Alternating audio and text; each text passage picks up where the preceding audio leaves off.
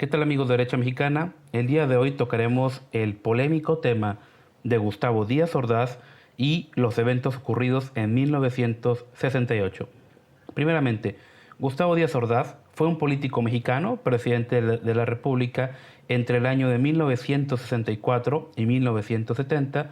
De su gestión presidencial se recuerda especialmente la matanza de Tlatelolco, un despliegue militar del gobierno para acallar las protestas estudiantiles que arrojó centenares de muertos, según algunos, y heridos el 2 de octubre justamente del año 1968. Gustavo Díaz Ordaz, como tal, cursó estudios de Derecho en la Universidad de Puebla, donde se graduó en 1937. Tras ocupar diversos cargos y ser de 1958 a 1963 secretario de Gobernación, fue designado candidato a la presidencia por el Partido Revolucionario Institucional, PRI. El día 8 de septiembre de 1964, el Congreso de la Unión lo declaró presidente electo.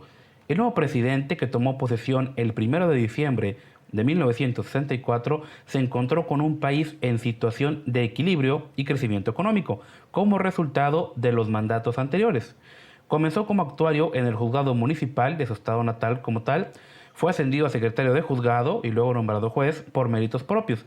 También fungió como Ministerio Público, presidente del Consejo de Conciliación y Arbitraje, presidente del Tribunal Superior del Estado. Asimismo, fue catedrático y vicerrector de su alma mater.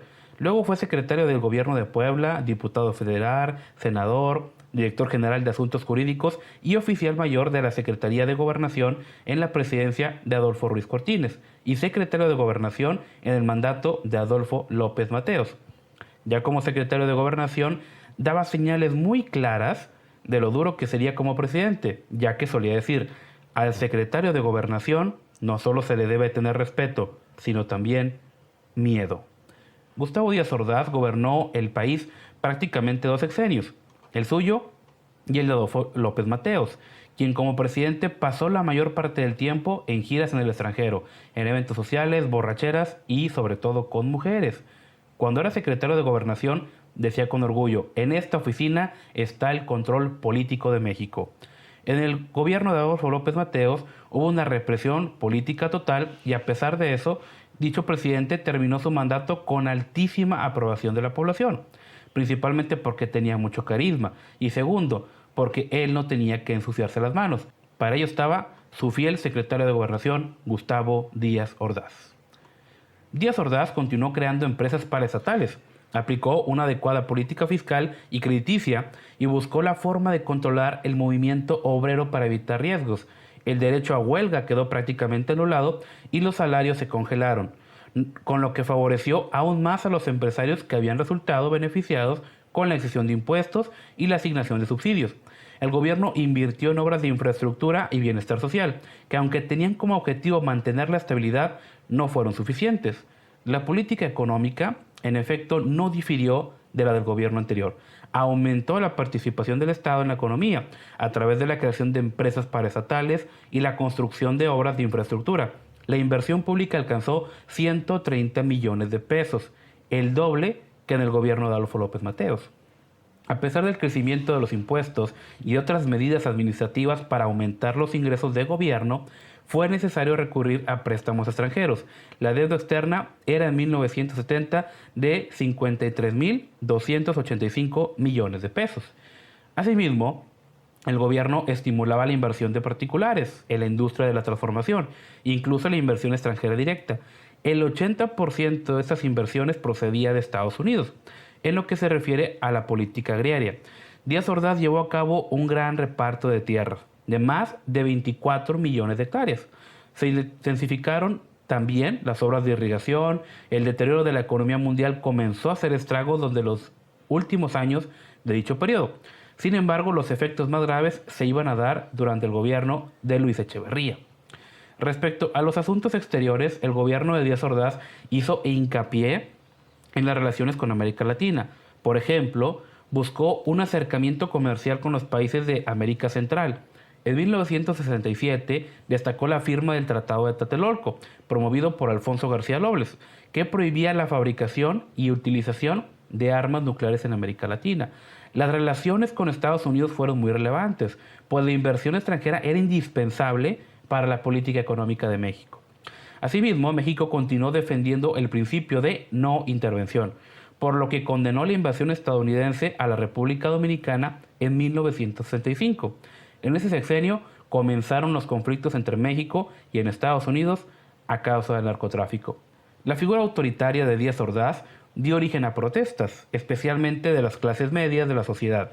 Uno de los primeros movimientos reprimidos con violencia fue el de los médicos, que en 1965 dio a conocer la futura tendencia del gobierno. El presidente demostró que no estaba dispuesto a tolerar la apertura democrática dentro del PRI. Rechazó el proyecto de reforma del partido oficial presentado por Carlos Madrazo, a quien él mismo había nombrado presidente del PRI. Madrazo renunció a su cargo y todas sus reformas fueron anuladas. Su propuesta se encaminaba a tomar en cuenta la opinión de las bases de dicho partido. Asimismo, su gobierno reformó el impuesto sobre la renta, llegando a convertir este impuesto en el más bajo que existía en toda Latinoamérica.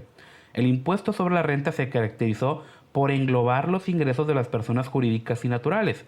Se determinó un régimen de deducciones y unió los presupuestos de organismos que estaban descentralizados. Asimismo, Gustavo Díaz Ordaz afirmó que el desarrollo de la nación se centraba en la utilización de los recursos naturales e hizo que el mercado interno mexicano fuera más fuerte.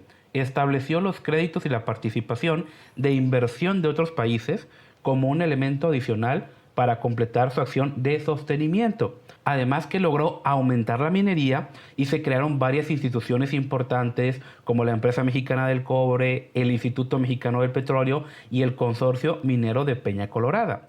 Se desarrollaron más de 200 plantas petroquímicas y se lograron crear 8 nuevas plantas de refinación. También se crearon plantas de servicio eléctrico. Además, hizo un aumento importante en la inversión pública sin incrementar la deuda externa. Fundó una estación para generar comunicación con satélites y se construyeron más de 14,000 kilómetros cuadrados de la red de caminos, inaugurando además la primera línea del metro en la capital de la nación. En cuanto a obras públicas, su gobierno fue el que mayor cantidad de aportes al país dio. Comenzó también a ser parte del Fondo Monetario Internacional e impulsó la Asociación Latinoamericana de Libre Comercio. Firmó el Tratado de Tlatelolco, anteriormente mencionado, y logró desarrollar la agricultura mexicana y mantuvo un superávit comercial, aumentando el crecimiento de las exportaciones.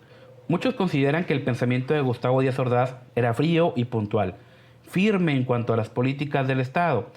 Se preocupaba más por la economía del país que por sus propios habitantes. Totalmente duro, tirano, autoritario y tenía ideas precarias con respecto a la realidad que vivía su país.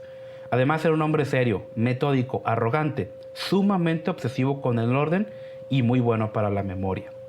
La importancia de Díaz Ordaz radica principalmente en el aspecto económico que logró desarrollar en el país mexicano.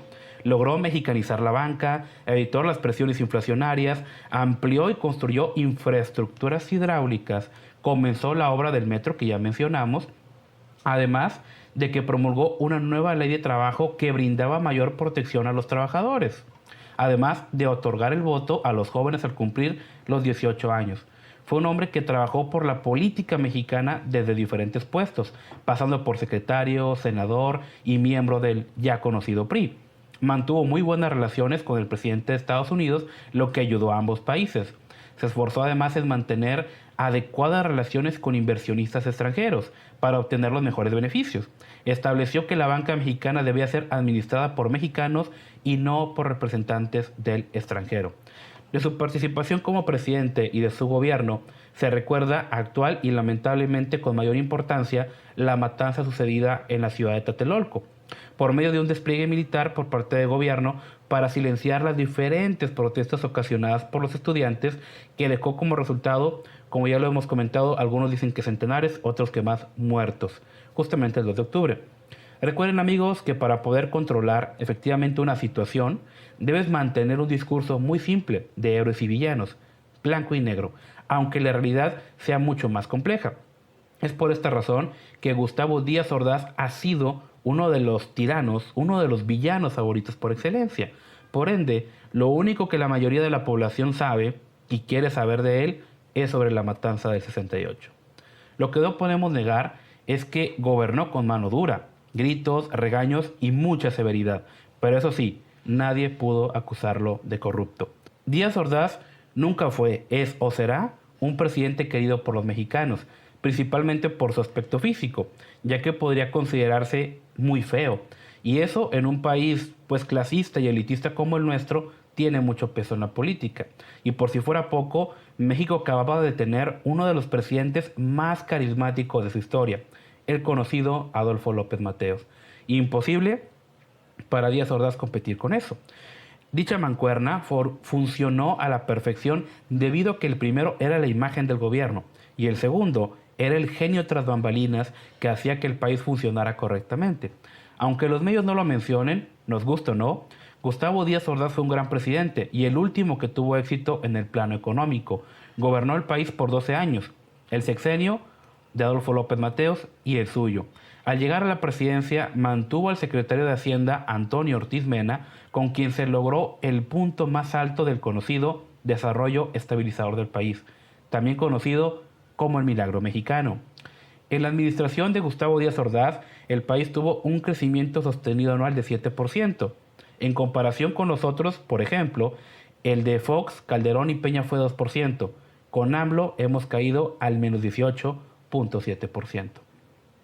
En simples palabras, la clase trabajadora tenía un gran poder adquisitivo. Cosas como la verdura, la carne y otros alimentos costaban lo mismo al inicio y al final del sexenio. Ya quisiéramos experimentar la estabilidad económica de aquellos días. El gobierno de Díaz Ordaz tuvo un auge en materia de construcción de grandes obras en todo el país. Modernas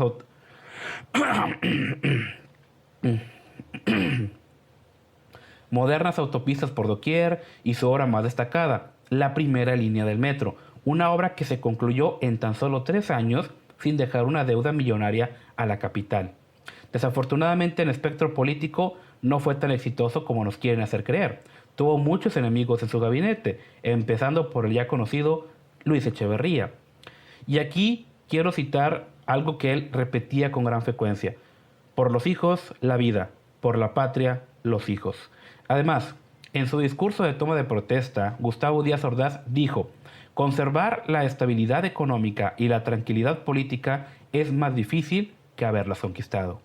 Estaba convencido de que para mantener esa estabilidad tenía que gobernar con mano dura. Como secretario de Gobernación en el sexenio de López Mateos, Díaz Ordaz reprimió sin pestañear la disidencia sindical organizada por el Partido Comunista Mexicano y por el Partido Obrero Campesino de México, entre ferrocarrileros, maestros, movilizaciones de clase media, la ya conocida rebelión de Rubén Jaramillo, allá en Morelos.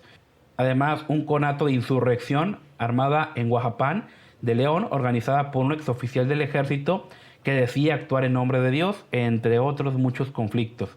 Pero uno de sus más grandes problemas como secretario de Gobernación fue el surgimiento del Movimiento de Liberación Nacional, el MLN, en 1961, liderada, ojo, por el expresidente Lázaro Cárdenas. Sí, el mismísimo y querido Tata Cárdenas, que la SEP quiere vendernos como santo. Se había declarado abiertamente a favor de la revolución cubana de Fidel Castro y en contra del gobierno de Adolfo López Mateos. En el MLN militaban altos oficiales del ejército mexicano, exdiputados, exsenadores, exgobernadores y muchos exfuncionarios y altas personalidades de la izquierda. Dicho movimiento, gracias a Dios, se desintegró poco antes de las elecciones del 64, a las cuales pretendían postular un candidato, pero no lo hicieron por la falta de condiciones para una contienda electoral justa, decían ellos. Las razones principales de dicha disolución fueron sus conflictos internos. Como siempre, la izquierda se pelea entre ellos. Historiadores y analistas le adjudican al general Lázaro Cárdenas el fracaso del movimiento, al mantener su militancia en el PRI y dar apoyo al candidato Gustavo Díaz Ordaz. Y aquí quiero resaltar algo muy importante. Gustavo Díaz Ordaz no fue un presidente con un poder omnipotente y omnisciente como nos quieren hacer creer, ya que de haber sido así, jamás habrían crecido las movilizaciones estudiantiles del 68. Muchos creen hasta la fecha que la matanza de Tlatelolco fue un arrebato del presidente, como si de la noche a la mañana, o peor, de un instante a otro, Díaz Ordaz hubiese decidido enviar fuerzas armadas a ejecutar a los manifestantes, cosa que no puede estar más alejada de la realidad. Así que para entender un poco de la grande y compleja red de situaciones que dieron como resultado a la masacre de Tlatelolco, analicemos lo siguiente.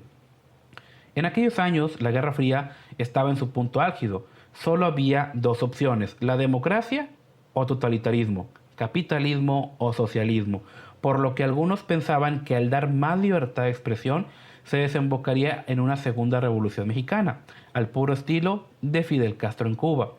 En 1947 se firmó el Tratado Interamericano de Asistencia Recíproca, también llamado Tratado de Río, en el cual toda la región quedaba integrada al sistema de seguridad estadounidense. Muchos pensaron que América Latina quedaría bajo el liderazgo de los Estados Unidos, pero en la década del 60 ocurrieron hechos que cambiaron las cosas. Entre ellos, la invasión a Bahía de Cochinos en abril de 1961, la construcción del muro de Berlín en agosto del 61 y la crisis de los misiles en el 62. En su discurso de toma de posesión, el presidente Kennedy advirtió: Castro es únicamente el principio de nuestras dificultades en América Latina. La gran batalla será tratar de impedir que la influencia de Castro se extienda a otros países.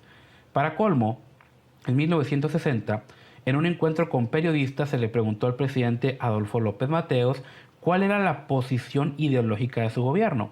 Y este respondió a la ligera e irresponsablemente, y cito: dentro de mi constitución, mi gobierno es de extrema izquierda. Aquello generó una tormenta política y una inmediata disminución a la inversión privada.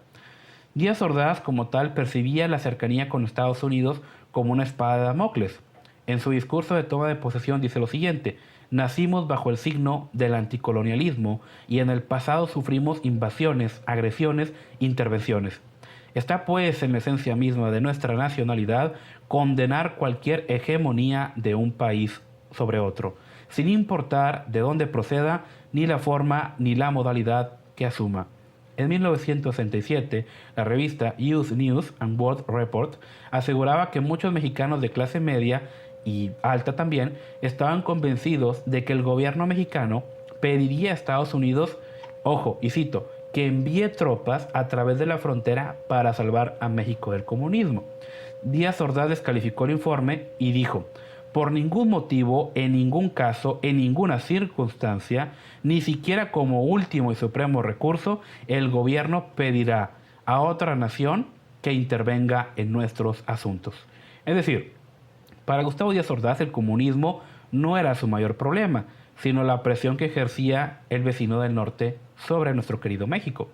Asimismo, por aquellos años, el movimiento comunista, como ya lo sabemos, no lograba convencer a los obreros y campesinos. Por esa razón volcaron su atención a los universitarios y vaya que se ha publicado información. Asimismo, quiero dejar en claro que como tal nosotros, derecha mexicana, condenamos todo tipo de violencia, pero lo que me causa mucha intriga es que actualmente nadie se cuestiona los números de muertos, por ejemplo, a manos del general Cárdenas durante la Revolución, o las ejecuciones de Miguel Hidalgo, eso sí, que degollaba para no gastar balas. Hoy en día se les ponen altares a Hidalgo, Villa, Zapata, Cárdenas, entre muchos más, pero se condena sumamente a Díaz Ordaz, siendo que los muertos durante su sexenio fueron muchos menos que los atribuidos a los personajes anteriormente mencionados. Gustavo Díaz Ordaz hizo más por el país que Hidalgo. Después de su gestión no hemos tenido ningún gobierno mejor o siquiera con la misma estabilidad económica. Sin embargo, por presiones populares, se quitaron las placas de la primera línea del metro donde mencionaban a Díaz Ordaz. Atención a este punto, porque no se trata de reivindicar ni justificar las acciones de este personaje, sino simplemente ver la historia como lo que es, una gran escala de grises, donde no siempre hay blanco y negro, ni héroes y villanos. Asimismo, debemos recordar que una de las obligaciones de todo gobierno es preservar la memoria histórica sin manipulación, cosa que como tal hemos padecido bastante. Son pocos los estudios históricos y análisis políticos que han enfocado su atención en la matanza del 68 de una manera imparcial. Herbert Brown, uno de ellos, pone en tela de juicio las ideas modernizadoras y democratizadoras atribuidas a los estudiantes. Los movimientos comunistas habían fracasado con sindicatos de obreros, como ya lo hemos comentado. Por lo tanto, se orientaron hacia los estudiantes en general y los campesinos. El gobierno de Gustavo Díaz Ordaz tuvo tres grandes problemas, sobre todo en el verano del 68. La primera, la presión estadounidense. Segundo, los Juegos Olímpicos, compromiso adquirido por el gobierno de López Mateos. Y ojo, porque a este evento Díaz Ordaz le disgustaba en gran manera. Solamente no las canceló por las repercusiones económicas que traería, ya que de haber sido por él, definitivamente las habría cancelado. Y aquí quiero comentar algo bien importante. En el 66, el rector de la UNAM, Ignacio Chávez, se vio en la obligación de dimitir debido a las manifestaciones que había en su contra. ¿Por qué? Por las reformas universitarias que implementó, entre ellas las que eliminaba el pase automático y se sustituía con un examen de admisión. Poco después se dio a conocer la creación del Consejo Estudiantil Universitario. Y ojo, porque había una sospechosa cercanía al Partido Comunista Mexicano. Tras la renuncia de Chávez, como tal, quedó como rector de la UNAM Javier Barros Sierra, quien en el sexenio de Adolfo López Mateos había sido secretario de Obras Públicas y había tenido varios desencuentros con el entonces secretario de Gobernación, Gustavo Díaz Ordaz. De acuerdo con la historia oficial, Barros Sierra solucionó todas las demandas de los estudiantes que habían provocado la denuncia del rector anterior. Es decir, ya no había razón para manifestarse en las calles, en teoría. Este individuo, como les comenté, había sido secretario de Obras Públicas y cuando renunció Ignacio Chávez en el 66 a la rectoría de la UNAM, Díaz Ordaz aceptó la designación de Barros Sierra para limar asperezas que habían quedado del 63. Asimismo, la rectoría de la UNAM nunca ha sido 100% autónoma, eso debemos entenderlo. Por muchos años fue una extensión del PRI. Un claro ejemplo es la cercanía entre el ex rector José Narro y Enrique Peña, quien le otorgó la Secretaría de Salud al doctor Narro en cuanto terminó su gestión al frente de la UNAM. Las universidades estatales tienen el mismo poder de convocatoria que los sindicatos y lo han demostrado muchas veces. Puedes movilizar toda una ciudad o a un país entero. No es casualidad que los porros sigan existiendo después de tantos años. Tampoco es normal que el Auditorio Justo Sierra, dentro de Ciudad Universitaria, siga secuestrado desde el 99 por, entre comillas, grupos de activistas. ¿Por qué no lo sacan? ¿Por qué no hacen algo al respecto? Porque hay intereses ocultos que están actuando. ¿Cuáles son esos intereses? Siempre de índole económica. Después del bazucazo de la Preparatoria 1, el rector tenía dos opciones. Número 1, calmar a los estudiantes o apoyarlos, lo cual implicaba declararle la guerra a la presidencia de la República. Y adivinen qué, amigos, lo hizo. Alimentó el conflicto con un objetivo bastante ambicioso: quitar a Luis Echeverría de la candidatura presidencial y lanzar al precandidato de los universitarios, Emilio Martínez Manautó, secretario de la presidencia. Lo que no sabían es que Luis Echeverría no se iba a quedar con los brazos cruzados. Y aquí quiero hacer referencia a un interesante escrito, como tal, valga la redundancia, redactado por Sofía Guadarrama Collado, en el cual citaré a continuación. Una de las fórmulas de la política más eficaces es crear políticos para luego solucionarlos. Eso ya lo sabemos todos. La huelga universitaria del 66, como todas las huelgas estudiantiles de México, fue una manipulación de un grupo de priistas para quitar a Ignacio Chávez y colocar a Javier Barros Sierra como rector. Dicho pleito callejero entre el IPN y la UNAM fue tan solo la carnada para derrotar a Luis Echeverría, entonces secretario de Gobernación, y posicionar a su propio candidato presidencial, Emilio Martínez Manautó, secretario de la presidencia. El error de Barros Sierra fue no medir las consecuencias. Díaz Ordaz se encontraba en gira de trabajo el día de bazucazo en la Prepa 1. La orden había sido dada por Luis Echeverría a Alfonso Corona del Rosal y al secretario de Defensa, Marcelino García Barragán. Es decir, que Echeverría había mordido el anzuelo. Según los pronósticos de Barros Sierra, Echeverría había cavado su propia tumba. Nadie imaginó que podía ocurrir algo peor que el bazucazo. El rector de la UNAM apostó todo. Creyó que las manifestaciones obligarían a Echeverría a renunciar a la Secretaría de Gobernación y por ende a la candidatura presidencial. Pero adivinen qué, se equivocó. Barros Sierra, al encabezar las marchas de protesta, pasó a la historia como el gran héroe del 68, pero metió a los estudiantes en una bomba de tiempo, una malévola disputa por la candidatura presidencial en 1970, cuando quiso establecer el diálogo entre universitarios y el gobierno ya era demasiado tarde, ya que Echeverría había infiltrado gente al movimiento, inyectado dinero y proporcionado armas para que éste creciera, se saliera de control, se hiciera violento y a su vez se convirtiera en un conflicto nacional. Al mismo tiempo, Echeverría lograba que Díaz Ordaz encontrara en su secretario de Gobernación a un funcionario leal y eficiente, capaz de mantener la estabilidad del país ante la inauguración de los famosos Juegos Olímpicos. El 10 de octubre del 68 se llevó a cabo la matanza de estudiantes en la ya conocida Plaza de las Tres Culturas, por órdenes del secretario de Gobernación Luis Echeverría Álvarez. Documentos del director de Inteligencia e Investigación del Departamento de Estados Unidos, Thomas L. Hughes, desclasificados en el 98, confirman la manipulación de Luis Echeverría en el movimiento y su autoría en la matanza del 68. Asimismo, el 18 de octubre de 2006, la CIA liberó documentos clasificados del 68, en los cuales se revelaba que Luis Echeverría Álvarez era agente de la Agencia Central de Inteligencia de Estados Unidos, CIA, que en su nombre clave era Litempo 14, que había sido reclutado por Winston Scott, jefe de la CIA en México entre 1956 y 1969.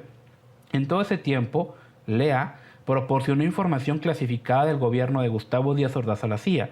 Los documentos desclasificados también revelaron que Luis Echeverría falseó información a la CIA sobre el movimiento estudiantil, asegurando que estaba manipulado por comunistas y agentes extranjeros. Esto bastante interesante, ¿verdad, amigos? Irma Serrano, quien fuera la amante de Díaz Ordaz prácticamente todo el sexenio, narró en sus memorias: Gustavo vivía en mi casa, por eso no puedo constatar que ese día había ido a visitar 4 pueblos incomunicados de Jalisco, y cuando regresó el 3 de octubre azotaba las puertas, y cuando localizó a Echeverría, que no quería darle la cara, lo llenó de injurias y le gritó asesino. Recuerdo muy bien una conversación que tuvo con Echeverría días antes de marcharse a Guadalajara. Ordenaba que bajo ningún motivo se tocara a los estudiantes. El responsable fue el gusano, que dictó las órdenes precisas y se le pasó la mano. Díaz Ordaz se echó con toda la responsabilidad a cuestas, porque así era su carácter, orgulloso a cual más. Esto es lo que comenta Irma Serrano, quien, como ya hemos comentado, pues era amante de él. Ya le dejamos a ustedes, querida audiencia, la interpretación. El 1 de septiembre del 69, al rendir su quinto informe de gobierno, Díaz Ordaz dijo, y cito: asumo íntegramente la responsabilidad personal, ética, social, jurídica, política e histórica por las decisiones del gobierno federal del año pasado. Fue un acto responsable y valiente, pues a fin de cuentas él era el presidente y debía asumir la culpa. Eso todos lo entendemos, ya que pues le correspondía por todo lo que ya había ocurrido en el país. Muy diferente, aquí quiero notar la actitud de el Nerón macuspano de culpar a los expresidentes, neoliberales, conservadores, opositores, la prensa, neoporfiristas y fifís. Como lo mencionamos anteriormente, bajo el gobierno de Gustavo Díaz Ordaz se alcanzó el más alto nivel de crecimiento económico del México democrático, entre comillas, eso sí hay que hacerlo valer. Y culminaré mencionando los siguientes datos. El crecimiento anual con Gustavo Díaz Ordaz fue de 7%. En los sexenios de Fox, Calderón y Peña, el crecimiento fue solo del 2%. En el sexenio de AMLO es de menos 18.7%. La deuda externa con Gustavo Díaz Ordaz fue la más baja de la historia, 3.800 millones de dólares. Con Echeverría y López Portillo se disparó a 80.000 millones de dólares. Actualmente, en 2020, se ubica en 12.07 billones de pesos, lo que significa un aumento de 1.51 billones de pesos respecto del mismo periodo de 2019, cuando se situó en 10.51 billones de pesos. Asimismo, hay que recalcar que el dólar estuvo a 12.50 desde finales del gobierno de Ruiz Cortines hasta la salida de Díaz Ordaz, es decir, 12 años de estabilidad. ¿Por qué? En el año de 1976, con Echeverría, el dólar ya costaba 15.69 pesos. Con López Portillo en el 82, 57.18. Con Miguel de la Madrid en el 88, 2.289.58 pesos. En el 92 con Salinas de Gortari, 3.094 pesos. Entonces tuvieron que quitarle 3 ceros a la moneda y el dólar bajó por arte de magia a 3.37 pesos. Con Cedillo, 9.45 pesos. Con Fox, 10.87. Con Calderón, 12.98. Con Peña, 18.79. Y con el querido Mesías Macuspano, ha fluctuado entre 22 y 25 pesos. Amigos, yo siempre hago especial hincapié en ser críticos y analistas de los sucesos históricos de nuestro querido país. Es por eso que para terminar analizaremos brevemente el caso de la financiación, ya que como debemos recordar, cualquier tipo de manifestación requiere reclutamiento de participantes, organización y sobre todo un método de financiamiento. Si se hace una comparación imparcial con el presente, se pueden encontrar muchas similitudes con las manifestaciones que reclamaban, por ejemplo, el regreso de los 43 estudiantes de Ayotzinapa en el sexenio de Peña. Por muy descabellado que parezca y aunque cueste admitirlo, dichas movilizaciones fueron financiadas y apoyadas por la izquierda. Junto a ellos marcharon los sindicatos de la CENTE, el CENTE, la extinta Luz y Fuerza y muchos más. Cabe recordar que los padres de los 43 viajaron a Estados Unidos y Europa para manifestarse ante organismos internacionales. Es razonable y objetivo cuestionarnos de dónde conseguían el dinero tan solo para vivir, si pasaron la mayor parte del tiempo manifestándose. Más interesante aún, ¿no les parece sospechoso que en cuanto AMLO ganó las elecciones, desaparecieron las manifestaciones de los 43? Por arte de magia, se evaporó el reclamo de vivos se los llevaron, vivos los queremos. Ahora aparentemente solo queda la esperanza de que por lo menos encontrar los cuerpos. Y ojo, en las últimas 2 décadas, el 2 de octubre era un día de terror en el centro histórico. Todos los locales de la zona cerraban puertas, paradas de autobuses, lo que fuera. Y ni hablar de los Oxxos, que saqueaban. Pero el 2 de octubre de 2018, justo cuando la izquierda ganó las elecciones, no hubo tan común, sí hubo, pero no tan común, los destrozos a negocios en el centro histórico. Es muy fácil imaginar a 20 alumnos indignados que con solo el poder de convencimiento lograron atraer a 100,000 personas, por dar una cifra. Pero la realidad es otra. Se necesita promover el movimiento, convencer a la gente que abandone sus actividades cotidianas para marchar en las calles con pancartas. En los últimos días de diciembre de 2018 y el 2 de enero de 2019, 100 personas se manifestaron afuera del Palacio Nacional por despidos injustificados en el SAT. 100.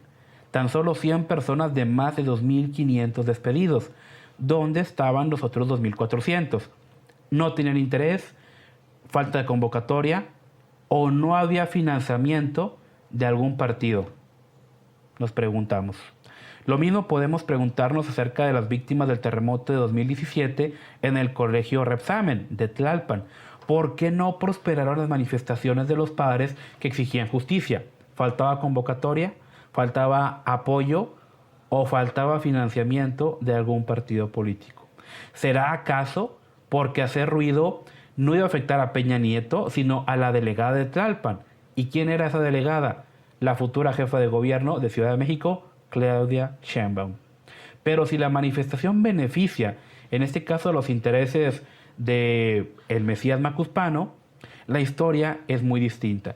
Desde finales de diciembre de 2018 y enero de 2019, manifestantes instalaron un plantón afuera de la Suprema Corte de Justicia con casas de campaña y decenas de pancartas en las que se exigía que los magistrados bajaran sus sueldos, de acuerdo a la petición de Cabecita de Cebolla. ¿Quién en el planeta tiene el tiempo, el dinero y la vida para hacer un plantón así? Nos preguntamos.